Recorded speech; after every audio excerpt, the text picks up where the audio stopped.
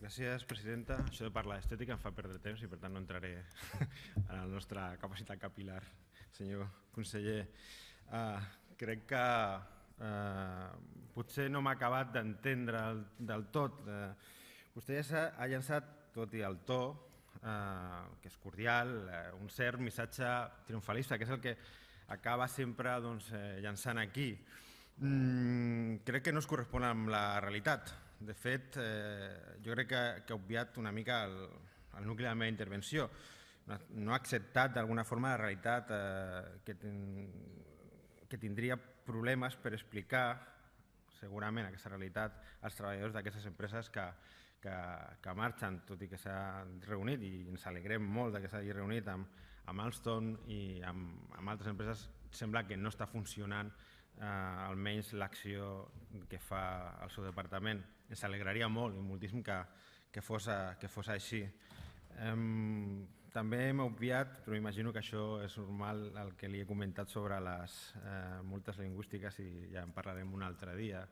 Ho té preparat pel final, m'imagino, però que sí que ens agradaria que ens expliqués si aquesta és una mesura que ajuda al creixement del teixit econòmic i empresarial de Catalunya.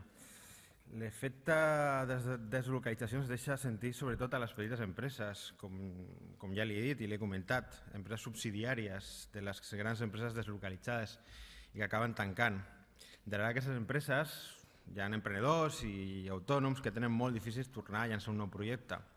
Creiem, i aquí vull llançar una proposta, necessari el desenvolupament de mesures de segona oportunitat que permetin a un empresari, un cop fracassat el seu projecte de bona fe, torni a emprendre i pugui incorporar-se a una empresa sense arrossegar totes les anteriors o iniciar un nou projecte.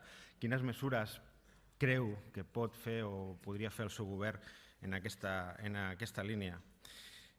S'ha plantejat també treballar, i continuo amb les meves propostes perquè al final volia fer una intervenció propositiva.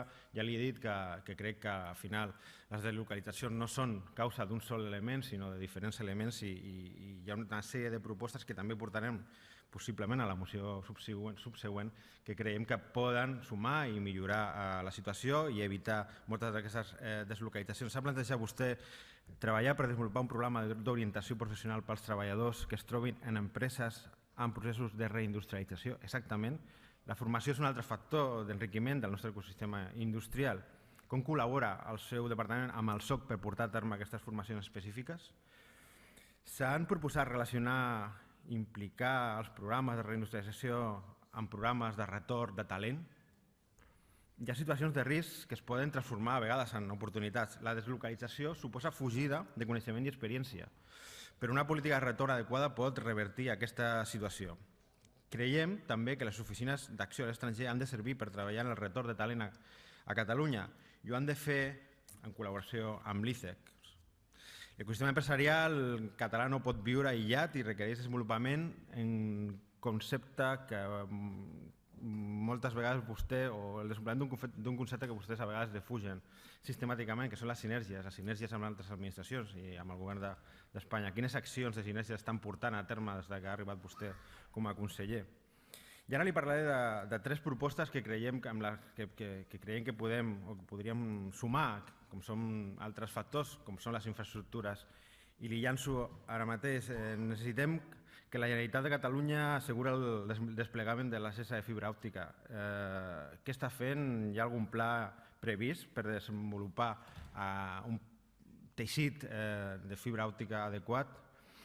Hem de sumar a aquesta situació l'endarreriment de les obres del corredor mediterrani. Nosaltres ens sumarem, vostès es sumaran i vindran i deixaran la inacció que han tingut fins ara i es sumaran per acompanyar-nos a les Corts i demanar el corredor mediterrani. Ens acompanyaran també per exercir o canviar la política energètica que fins ara ha estat legislant el Partit Popular. Creiem que és positiu que s'afavoreixin els processos de cogeneració o donar la capacitat d'autogestió a la demanda d'energia de les empreses. Participarà el Govern de la Generalitat d'una estratègia comuna per un nou sistema energètic espanyol dins el que esperem sigui un nou marc europeu? Se m'acaba el temps, tal com li havia comentat, però és evident que en molts dels aspectes que jo li he comentat ens podem entendre, però també és evident que les polítiques realitzades fins ara deixen uns resultats molt clars de falta de capacitat per evitar les deslocalitzacions. És molt important que les parem perquè deslocalitzem moltes vegades coneixement, deslocalitzem, acabo, presidenta, experiència, i al final el que fem és importar treballs no qualificats a Catalunya. Per tant, treballem en aquesta línia. Veig que això del minut de la puntualitat s'ho han pres seriosament. Gràcies, presidenta. Acabo.